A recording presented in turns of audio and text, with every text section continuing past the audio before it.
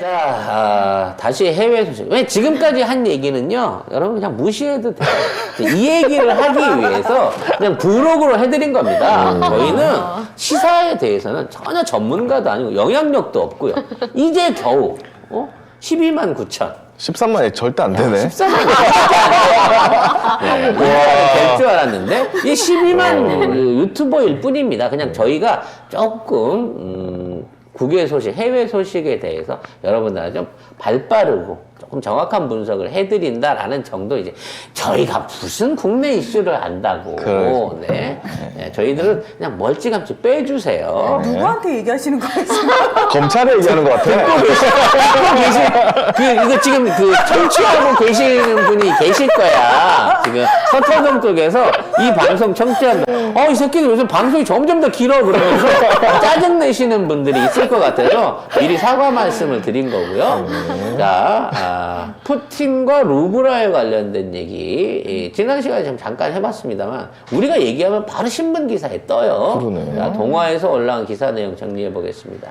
네, 푸틴 대통령이 4월 1일부터 외국 기업이 러시아산 가스를 루블화로 결제하지 않으면 계약이 중단된다는 내용의 법령에 서명했다고 발표했습니다.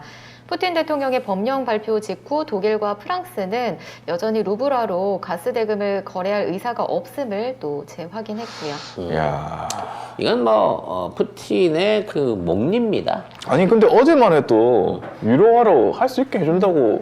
그거는 가즈프롬의 자회사 금융회사인 가즈프롬 방크를 통해서 결제하면. 그거는 EU의 제재를 안 받으니까. 그리고 이제 전에도 한번 말씀드렸습니다. 가스프롬이 계속해서 제재를 받으니까 지금 중국이 가스프롬을 인수하겠다라고 하는 제안을 해놓고 있는 상황인 거거든요. 근데 중국이 인수한다고 해서 달라지겠어요? 똑같은 재료를 파는데 회사만 중국 거니까 제재하지 마. 이런 시도를 지금 하고 있는 것으로 이제 알려져 바지 있는데. 사장을 중국으로 내세우겠다고요? 그렇죠. 바지를 중국으로 내세우는 건데 지금 제가 늘 말씀드리면 가스는 연말까지 계속 고가를 유지하는데 유가는 급격하게 떨어질 것이다라는 말씀을 여러 번 드렸어요. 그리고 오페크가 증산을 할 거라고 했는데 그거가 다기도 전에 갑자기 바이든이 제 방송을 들었는지 어저께 비축류를 풀겠다고 풀어가지고 유가를 떨어뜨리기 시작했습니다. 이게 누가 봐도 미국이 지금 이 장세를 조정하고 있다라고 하는 게 드러난 거거든요.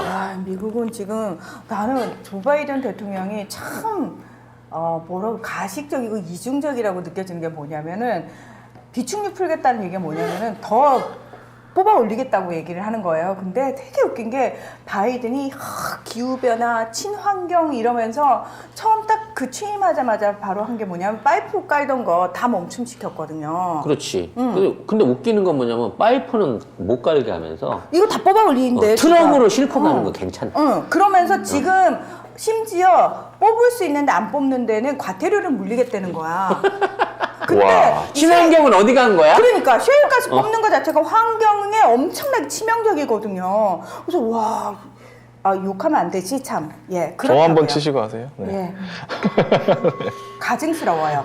이 시기도 당선 욕하면 안 돼요. 네, 이 할아버님도 우리 공중파니까 할아버님. 이 할아버님도 지금 처음에 공약으로 내세웠던 거를 다 뒤집고 있는 거예요.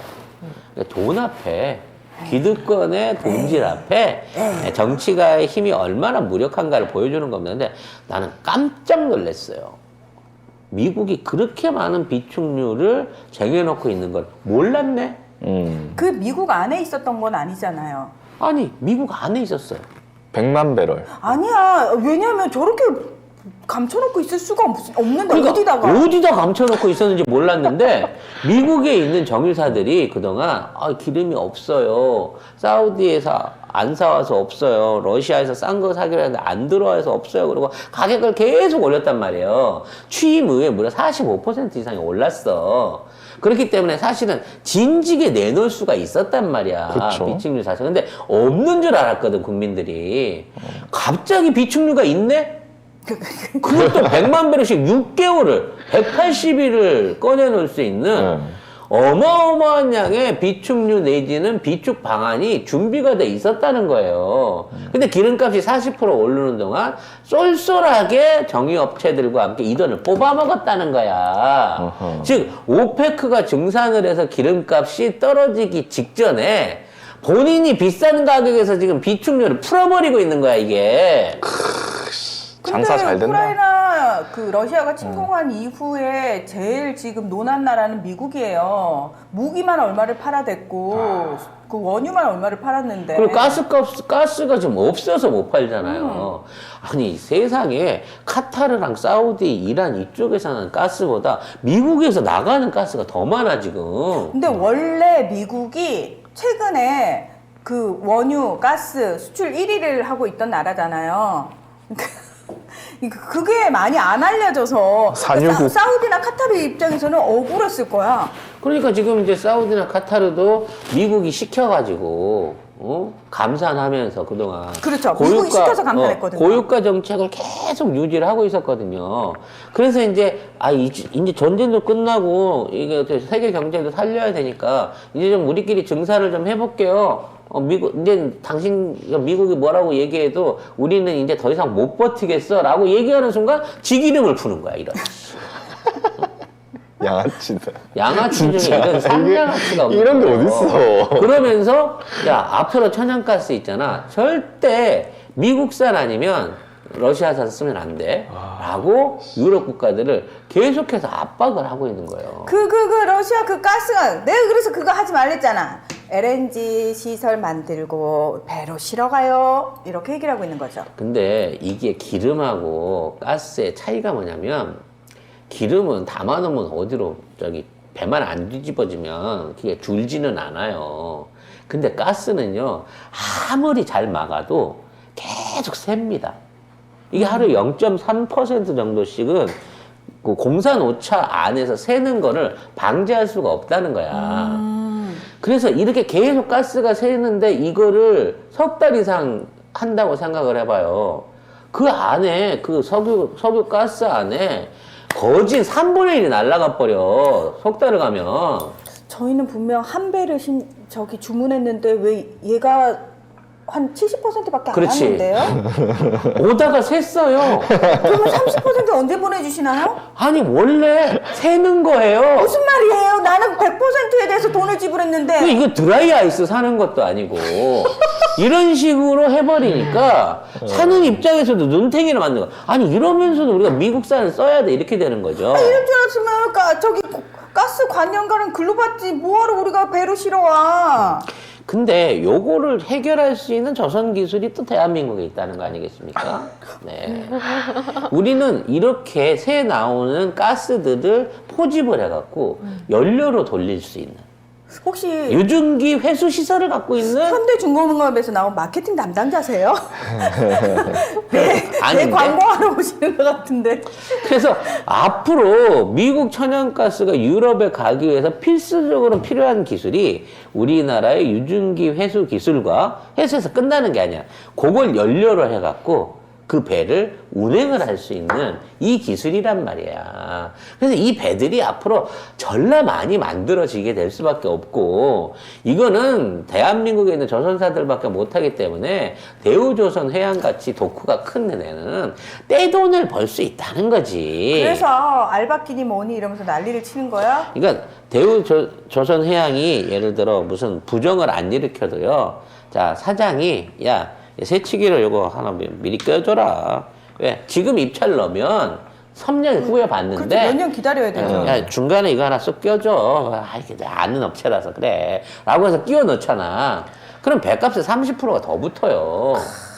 그 운행에서 벌 수 있는 만큼 속도가 빨라지면 선주 입장에서는 유리하거든. 그렇죠. 그럼 그거 비자금 짭짤하거든. 그것도 해보셨어요 혹시? 아니면 그렇게 해보라고 누구한테 컨설팅 해줬어? 컨설팅을 많이 해줬지. 네. 그래서 괜히 우리나라 그 가스 이런 집진 시설, 그러니까 회수 시설이라든지 멤브레인 방식의 저장 시설 같은 것들이 국제 공인을 받는 이유가 그런 거예요. 우리가 지금 새로운 봉을 만난 거야. 그동안은 프랑스나 유럽 계열의 기술들 또는 그쪽에서 만들어진 그쪽에서 만들어진 기술 표준으로 하고 로얄티를 주던 것들을 싹 돌려버린 거야. 그 돌린 거 갖고 가격을 낮추고 거기에 낮춘 거 갖고 국제 해운선사나 미국에 있는 해운사들, 머스크 같은 대형 해운사들을 전부 다 갖다가 영업을 치고 있는 거거든. 아무리 싸다고 하더라도 그 조건에 맞춰가지고 이게 이렇게 몰표로 오는 데는 이유가 있는 거예요. 이게 어떠한 노선으로 이걸 운행할 것인가가 이미 선사들한테 쫙 깔린 거야. 그래서 이제 러시아는 가스 못 만들어. 만들어도 유럽에서 못 사. 이제는 강제로 미국 가스 사갖고 가야 돼. 근데 이게 운반기간이 길 때 너무 손소율이 높아. 이거를 줄일 수 있는 방법이 뭐냐? 한국의 조선기술이라는 거야. 그런 얘기 들어도 안 기쁘대.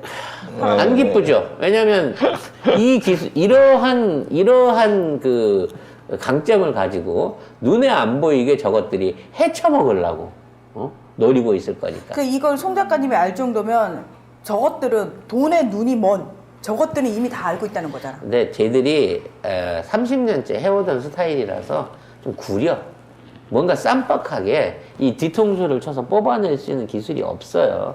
그러니까 아까 얘기한 대로 조선업에서 수주금액 갖고 장난이나 치고 김건희의 게임 업계 키워가지고 그 안에서 아이템 사업이나 하고 코인 사업이나 하고 요런 거 생각하는 수준밖에 안 돼. 국익을 생각하는 건 하나도 없어. 지네 조직이 돈 벌어 먹으려고 하는 생각을 갖고 저러고 덤비고 있다는 거지. 자, 앞으로 종교 관련해갖고도요 굉장히 많은 법안들이 바뀌게 될 겁니다. 오히려 교회나 기존에 있는 교회나 사찰에 대한 이제 그동안 쭉 막아왔었던 뭐 세금 부과 문제 오히려 이게 풀리면서 무속이라든지 아니면 그동안 정식 국교나 안에 신앙으로서 포교가 금지되어 있었던 다양한 형태의 종교들이 이것들이 점점 더 활성화되기 시작하고요. 당장 TV 프로그램에서도 이런 무속을 주제로 한 영화나 프로그램들이 막 늘어납니다. 제가 얘기한 대로 가는지 안 가는지 보세요. 이미 그 준비라든지 계획이 다 서 있는 거거든. 아이고. 이제는 개신교가 통일교랑 신천지한테 밀려나는 꼬라지가 이제 머지 않았다는 겁니다. 아니 뭐 개신교 밀려나는 건 이게 니들이 이번 찍었잖아. 그럼 이럴 줄 모르고 찍었어. 찍었나? 아이고 뭐 받아. 걔네들은 동업자를 절대 살려두지 않아. 이제 니들 다 죽었어.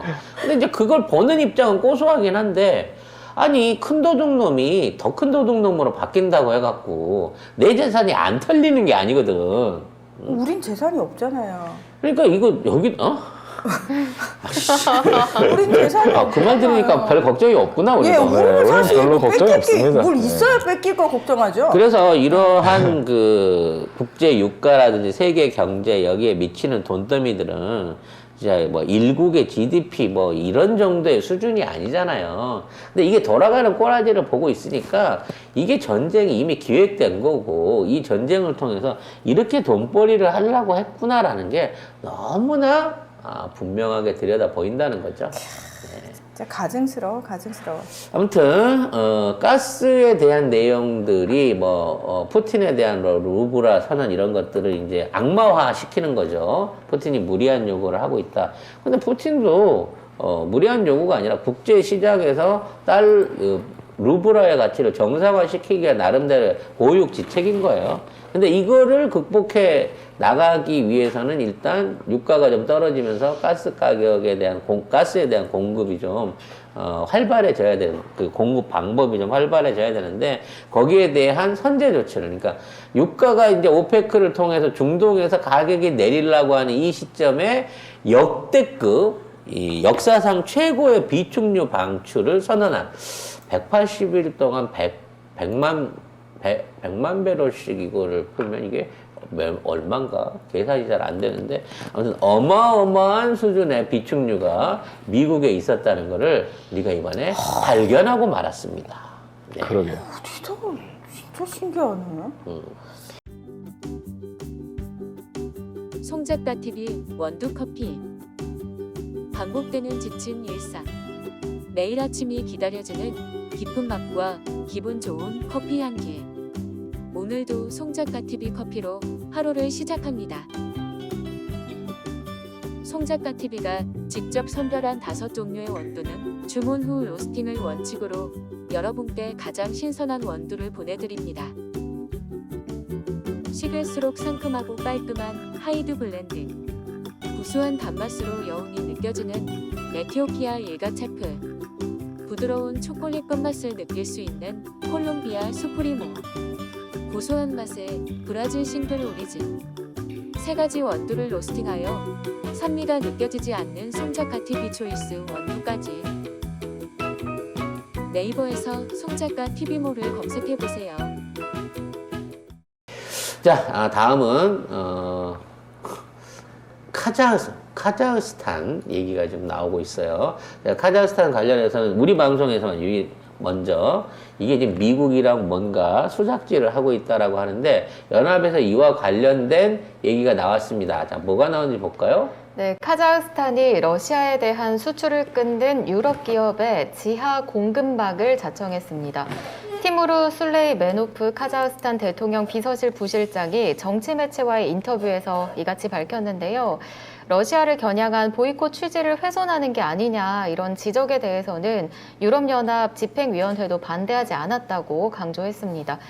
러시아에서 철수한 기업은 스포츠 의류 회사 나이키를 비롯해서 청바지 회사 리바이스, 맥주 회사 하이네켄, 가구 회사 이케아 등 참 다양한데 기업들이 여론의 비난을 피해 카자흐스탄을 통해서 러시아에 대한 영업을 계속할지 고심하고 있습니다. 자, 미국하고 카자흐스탄이 손을 잡는다고 하면 일단 안보적인 위기는 미군한테 좋은 땅 내줘서 미군 기지 부지만 주면 되는 건데 카자흐도 좀 먹고 살 게 있어야 되잖아. 중국이랑 러시아가 대번에 경제 제재할 거 아니야. 그렇기 때문에 카자흐가 먹고 살 길을 열어줘야 되거든요. 카자흐스탄의 가장 최대의 강점이 천연가스입니다. 러시아산 천연가스, 그러니까 지금 우리 여기 생필품 얘기만 나왔어요. 생필품 같은 것들 수출할 국가들 카자흐스탄에 일단 넣어주시면 저희가 이거 동아시아뿐만 아니라 러시아 쪽에서도 문제없이 공급해 줄 수 있어요. 숨통을 터주는 거예요. 카자흐를 통해서 공급선을 열어줌으로써 그동안 중국이 하던 역할을 카자흐한테 돌려주는 거예요. 그러면 이게 결과적으로는 중국과 러시아의 강제적인 경제 유대 관계를 끊는 효과를 내기도 하거든. 근데 마찬가지로 카자흐스탄도 천연가스가 주 생산품이라는 거거든. 그러면 지금 러시아의 위세 때문에 또는 러시아에 대한 가스 금지 때문에 천연가스를 못 받고 있는 국가들도 있을 거 아니야. 그 국가들한테 우리가 공급할 수 있다라는 달콤한 제안이 들어가는 거예요. 미국 입장에서 카자흐스탄을 쥐게 되면 중국하고 러시아에 연결되어 있는 공급망도 흐트러 놓을 수 있을 뿐만 아니라 러시아를 대신해서 카자흐 가스를 밀어 넣으면서 러시아가 주변에 있는 국가들한테 미치는 영향력을 상쇄시킬 수 있다는 거거든. 그러니까 중앙아시아 국가들 중에 다 러시아 가스 안 쓰는 나라들이 없어. 맞아요. 그래서 러시아 눈치를 되게 봐. 스탄이라는 나라들은 다. 그러니까 탄자 들어가는 나라는 거진 다 러시아한테 에너지를 의존하고 있는 상황이야. 근데 이거를 카자흐스탄이 대신을 해주면 거지. 러시아한테 눈치를 보고 꿀릴 일이 없네. 그렇지. 그런 상황에서 카자흐스탄에 미군이 들어와가지고 카자흐스탄 경제가 발전을 하고 카자흐스탄도 주변 중국이나 러시아한테 안 치이고 뭔가 좀 미국은 약간 어차피 뭔가 조금 그 알바생들한테 잘해주는 점주 같은 느낌이 있는 거야. 큰 차이는 없거든? 알바생이 사장 되는 경우는 없으니까. 점주 되는 경우는 없으니까. 근데 뭔가, 미국 쪽 체인점을 쓰게 되면 좀 대우도 낮고, 벌이도 좀 난 것 같은 분위기를 벌써부터 만들어가고 있는 게 아니냐라고 해석이 가능하다는 거죠. 네. 재밌습니다. 야. 이렇게 빨리 움직이는 모양을 볼 줄을 몰랐거든요. 그러니까 저는 사실 지금 국제 관계가 굉장히 긴박하게 움직이고 있거든요. 이해관계에 따라서 물밑에 쫙 움직이는 급박한 상황인데 경이 모르겠지, 못하겠지, 관심도 없겠지. 네. 자, 이렇게 되면 이제 카심 조마르트 토카예프 카자흐스탄 지금 대통령이 있잖아요. 그 대통령이 나자르바예프 전 대통령에 비해서 실권을 이제 가질 수 있는 계기를 마련한 그렇죠. 거예요. 이번에 자, 제가 경제를 살렸습니다. 그렇지. 이렇게 되는 거지. 왜냐면 카자흐스탄의 제일 불만이 뭐냐면 야 우리나라가 자원도 많이 나고 주변국이나 훨씬 살만한 나라라고 하던데 왜 우린 이렇게 가난해? 그리고 왜 우리 기름값을 올리고 지하철 값을 올리려 그래? 그렇지. 그리고 우린 너무 가난해. 진짜 가난해요. 아니 나라는 전락에 가스 수출하고 자원 수출해서 부자라고 하는데 왜 국민들한테 낙수 효과가 없어? 이게 불만이었거든. 그렇죠. 그 낙수 효과를 지금 만들고 있는 거예요. 지금 나자르바예프가 다 먹었는데 제가 그걸 다 뺏어가지고 여러분께 나눠드리겠습니다. 이렇게 되는 거지. 그렇지. 그리고 제가 이렇게 할 수 있는 데는 저를 지원해 주십시오. 미국이 우리 우방입니다. 그렇지. 이렇게 오는 거죠. 역시 미국과 함께 가야 됩니다. 이렇게. 그래서 저는 카자흐스탄을 사랑합니다. 카자흐스탄 사람은 사실 70%가 우리 그 한국인이랑 비슷하게 생겼어요. 다들 탄 있는 국가들 생각하면 약간 그 러시아 사람 비슷하게 생각을 하는데 카자흐스탄은 정말 우리 강진이나 해남에 있는 그런 전라도 쪽? 그런 뭐 비하인가? 아무튼 그 전라도에 가면 볼 수 있는 그런 마을의 풍경과 주민들의 그 모습들을 가지고 있습니다. 전라도는 또 약간 골격이 다른가? 뭐 느낌이 있어. 남방계 그 고유의 느낌이 있는데 약간 그런 그 박찬호 같지 않고 선동열 같은 그런 느낌의 네, 바로 왔다. 선동열. 그런 느낌의 비주얼을 가진 사람들이 많습니다. 부산은 최동원인데. 그건 좀 아닌 것 같아. 아무튼 어찌 됐거나. 왜? 부산도 부산인데. 그래서 카자흐스탄은 굉장히 그 우리랑 잘 맞을 수 있는 국가이고 우리랑 교류를 굉장히 활발하게 준비를 하고 있었어요. 그러니까 문재인 대통령하고요. 그래서 문재인 대통령하고 카자흐스탄 대통령하고 만났고 우리가 카자흐스탄이 하고 있었던 아시아 저기 뭐야 원자력 IAEA 이사 자리를 우리가 이어서 맡았고요. 그리고 앞으로 카자흐스탄이 원래부터 핵 해체 구슬을 비롯한 핵시설 관련한 관리와 뭐 운반 기술이 많아요. 그래서 그 부분에 대한 앞으로 이제 비핵화 선언에 대한 그 역할도 그 한다고 하는데 저도 이제 카자흐스탄 쪽하고 지금 사업 준비를 꾸준하게 진행을 해오던 터라 또 뭐? 왜냐면 이제 카자흐스탄 쪽에서 거기 전부 다 생필품들이 들어와야 되니까 이러한 생필품들을 공급받을 수 있는 루트들을 별도로 열어줘라. 그래갖고 중국을 무관세로 거쳐서 산동에서 또는 그 대련에서 물건을 실어가지고 기차를 봉함을 해요. 그래서 카자흐스탄까지 그대로 보내는 거야. 중국에서 안 내리고. 굉장히 진지하게 그래서 말씀하시는데? 여기 진지하게 이제 이런 사업을 베이스로 해갖고 나중에 온라인 쇼핑몰 사업까지 지금 현재 진행을 하고 있거든요. 근데 요렇게 변화가 있다 그러면 또다시 확 뭔가 한국과 카자흐스탄 간에 왜냐하면 미국이 직접 지원해 주는 것보다는 미국이 우리나라를 통해서 우회 지원을 하는 게 훨씬 더 효과가 크고 빠르거든요. 카자흐스탄 정상화에. 그렇기 때문에 한국 카자흐스탄 관계의 급진전을 기대해 봐야 되는데共産당이 들어왔다는 게. 네. 그러면 경위 대통령이 되면 안 되지 않을까요? 중국 눈치를 보겠죠. 그렇기 때문에 진짜 외교 안보만큼은 우리 정부에 맡겨줘야 돼. 아니 그냥 외교부하고 산업통상부를 합쳐가지고 부총리 자리를 만든다고 했으니까 그 자리를 문재인 대통령이 시켜주면 안 될까? 무슨 말씀이세요? 정말 백의 정군한 입장으로 아니 이런 생각까지? 대한민국을 지키기 위해서는 국방부하고 외교부 경제통상부는 절대 건드리면 안 돼요. 그러니까 저들이 맡아서는 안 되는 거거든. 국제 정치를 모르면은 그냥 내부적으로 저것들이 검찰 등에 업고 얼마나 헤쳐먹을까 막 이런 게 고민이고 이것 때문에 혈압인데 국제 정치를 알잖아요. 이 나라가 위태로워 저들은 그러니까 고민의 차원이 다른 차원으로 바뀌어요. 달라, 네, 다른 차원. 그러니까 차라리 먹어. 그러니까 돈은 먹어. 나중에 환수하면 되니까. 처먹을 수 있을 때까지 니들 처먹는 거 우리가 안 말리는데 이 나라를 건드리지 마. 국방 외교는 건드리지 마. 이렇게 되는 거예요. 너무 그게 절절한 심정이 되는 거예요. 사람이 살고 있으면 어차피 그 제어가 어디 안 갑니다. 친일파가 땅을 많이 받고 재산을 많이 받으면 뭐합니까? 그거 다 국가 안에 있어요.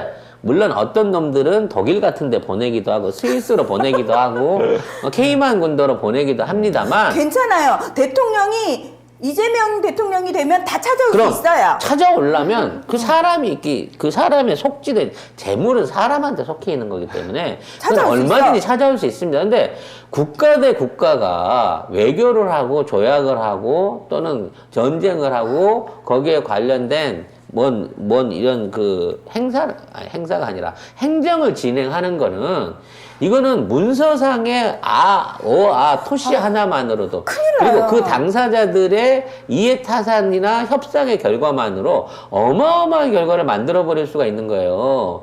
우리나라도 고종이 일본의 나라를 팔아먹은 게 아니야. 외무 대신 교육 대신 법무 대신이 작정을 하고 합법적인 문서를 만들어가지고 거기에다가 도장을 훔쳐 찍어가지고 나라를 네다바이트에서 네? 아니, 이른바 그거는 어쩌다 이른바 공중파인데. 집주인의 허락을 받지 않은 상태에서 인감 찍고 서약서 만들어서 팔아 넘긴 거예요. 그러면 당연히 집주인이 이거 말도 안 되는 소리 하지 마. 이거 내 집이야. 나는 이런 걸 허락한 적이 없어. 그래도 이 법이라고 하는 거는 국제 외교라고 하는 거는 그건 모르겠고 니네 대신들이 합법적으로 만들고 왕이 찍은 문서가 여기 있잖아.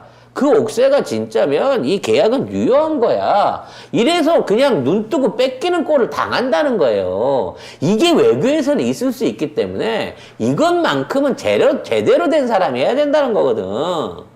저는 지금 그게 너무 불안한데 사실 우크라이나 전쟁 상황 보면 많은 사람들이 뭐 몇 명이 죽었고 난민이 됐고 그다음에 뭐 러시아 군이 죽었고 뭐 이런 보도들 계속 나오잖아요.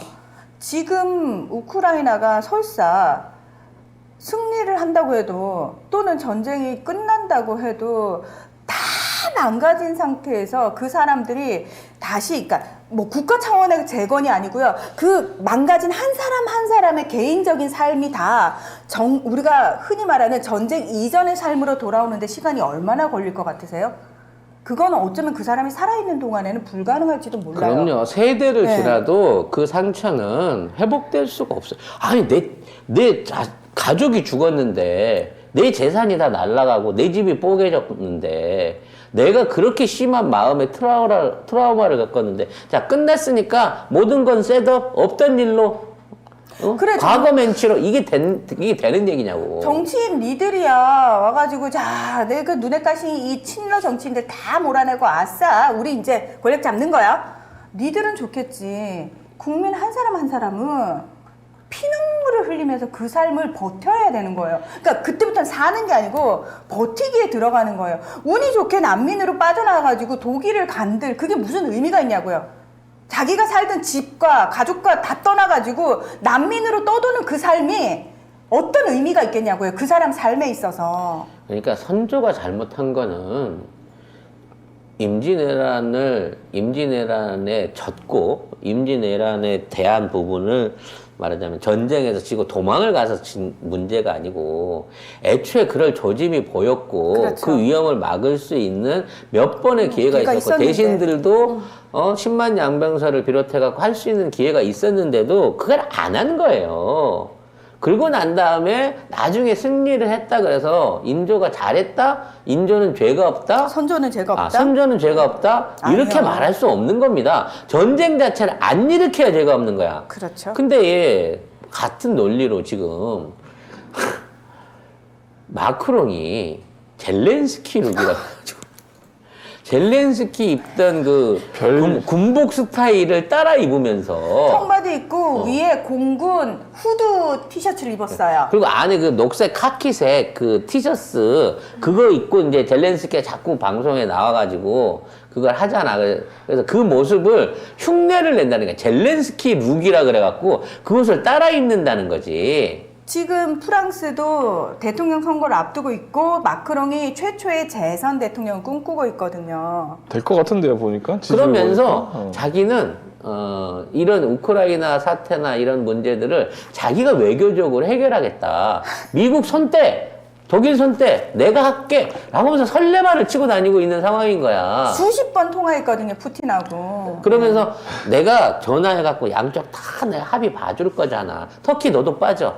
내가 이 문제는 나만 해결할 수 있어. 막 이러면서 지가 팬데믹도 해결했고 경제도 살렸다고 개구랄 치고 다니면서 심지어 우크라이나 문제도 내가 직접 전장에 뛰어들어 해결하겠어. 요따위 포퓰리즘 정치를 하고 있다는 거죠. 근데 프랑스도 참 골치 아플 프랑스도 거예요.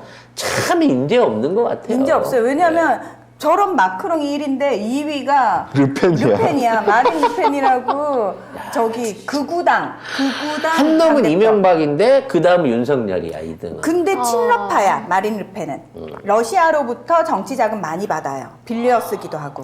그래서 최악이다. 저쪽도 누가 뽑혀도 깝깝합니다. 네. 맞아. 프랑스도. 네.